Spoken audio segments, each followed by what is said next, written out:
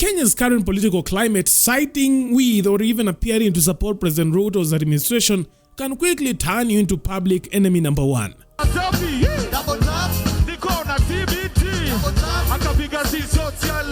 The court of public opinion is unforgiving, and the sentence for such an act can vary from a barrage of insults, heckling, and demands for your cancellation. People in our spaces, and they still want to continue insulting our intelligence. Come on, man. You guys have become too much. You guys are entertaining too much garbage. And then now we have religious leaders. We have tomorrow. We have said, if you are a musician, you think wewe umetahiri, you think you have the biggest balls in Kenya, you go and perform tomorrow. You go and perform tomorrow at the Jamhuri Day celebrations. If you think you are a man, and I tell you, Akina Juakali, we respect you. We respect the years you've put in the work.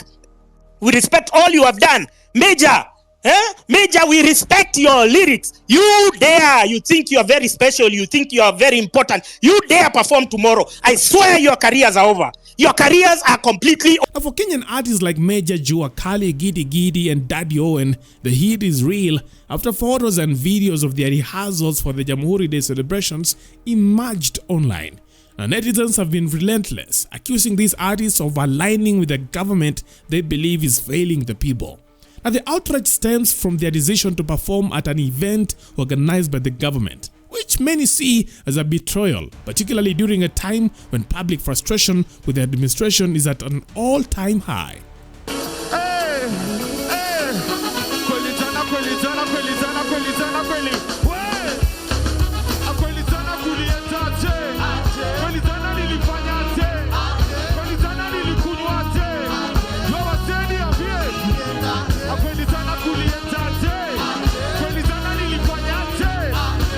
Platforms like Twitter, led by vocal critics such as Francis Gaido, a digital battalion of anti-government Kenyans is calling for boycotts.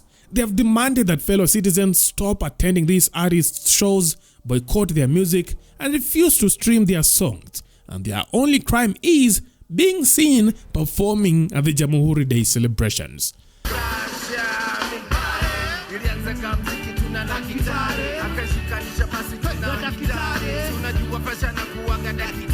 Now, to many critics, the presence of these artists at government events is seen as tacit endorsement of a regime they view as oppressive. Now, the concern is more than just optics. Critics argue that high-profile performers can be weaponized as tools of propaganda. Don't waste it. Don't listen to propagandists. If Ruto was so confident that he's the president, if he was so confident, he wouldn't be dispatching these idiots or somehow terror every day to come and say, revolution, they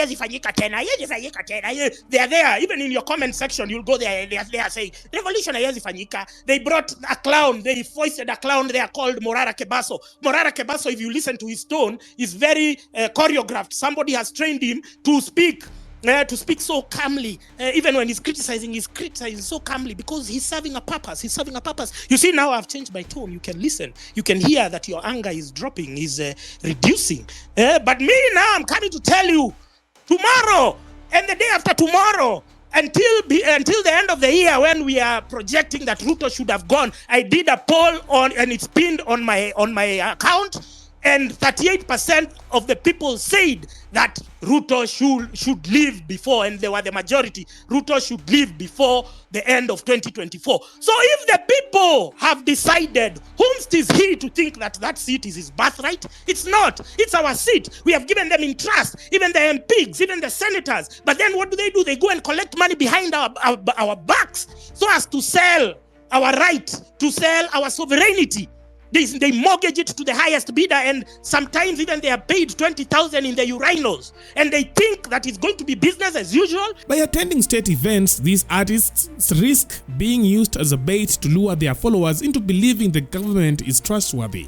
And this strategy is seen in neighboring Tanzania, where the government has courted top celebrities to bolster public support. Tanzanian stars like Diamond Platnumz, Harmonize, and Zuchu have openly praised President Samia Suluhu Hassan, with their massive following inadvertently boosting her regime's image. In Kenya, the government's choice of popular names like Mejja and Daddy Owen for Jamhuri Day celebrations is sparking fears of a similar tactic. Anti-government critics worry that fans will associate their favorite artists' presence with support for the administration, potentially swaying public perception in favor of the government. And for Kenyans grappling with economic challenges and growing disillusionment, the idea of influential figures causing up to the regime is intolerable. You know that you had a God-given opportunity, and then you're there going to take a selfie in the parliament saying, Mr. Speaker, sir. So, sasa juu ulisema Mr. Speaker, sir, ugali kwako imeongezeka. Are you eating 2 ugalis instead of 1 tonight? No! You have to understand that this is serious business. When you're talking about getting rid of a regime, it's not a joke. These guys are crazy. They are ready to, they don't want to constitute a IBC because they want to loot elections. They are going crazy. They are going nuts. You are seeing Ruto, as you've heard right now. He cannot even compose himself in a meeting because we are disorienting him. We are disrupting him. Anything he's planning, he's encountering roadblocks and speed bumps. And every day we are reminding him that Kenya, the people remain sovereign, and you are our employee. You don't have any right to talk shit to us. So the artists, however, insist their involvement is purely professional. For them, it is about performing, getting paid, and going home, not about endorsing any political agenda. But the explanations are falling on deaf ears. Critics argue that in times like these, principles should take precedence over paychecks. It is all about principles. You can't purport to be calling Ruto out, then you are the same person going to entertain him. Should we also accept to be government bloggers? Should the likes of Okia Mutata also accept to work with Ruto? Integrity is the issue. One Kenyan commented over the issue of these artists performing at the Jamhuri Day celebration. Now, for instance, the likes of Gidi Majimaji, they were there at the finance bill protest, and they even protested against President Ruto's regime during the finance bill protest. And right now, you could see him at the Jamhuri Day celebration singing and dancing while entertaining the president. Some have even urged these artists to emulate Eric Omondi, who has publicly vowed never to align himself with the president, his deputy, or any government official, regardless of the circumstances. I can never be found in the same building, in the same area, in the same location with Gachagua and Ruto. Never, ever. Under what condition would you want to meet them? Only if they agree that the cost of living is high and they do something about it.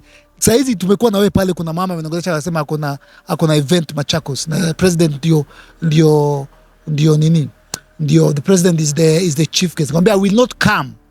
Chipukiza invite kwa event yake ile ya Thika.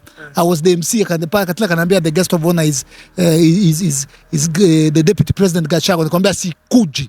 I cannot associate, I cannot be seen in the same location. Ingewezekana every time Ruto kwa Nairobi, mimi inafaa nikuwe niko Mombasa. You don't want to meet with the president or deputy president? I will never take it to the bank. I will never share a mic, I will never share a room, I will never share a location, an area with the president of Kenya or the deputy until bei ya unga itoke to 40, ikuje 90 venye wali to promise. The president said that nikiweka Biblia chini, unga itaenda chini. It has been 1 year, bro, to go August. I'm promising you, I can never use the same microphone. Lakini mbona una machungu sana na uchungu kwa sababu Wakenya wako na uchungu na wanaumia. Naumia roho. Umeipata, niko na uchungu, bro. I am bitter, I am sad, I am hungry. Niko na uchungu, bro.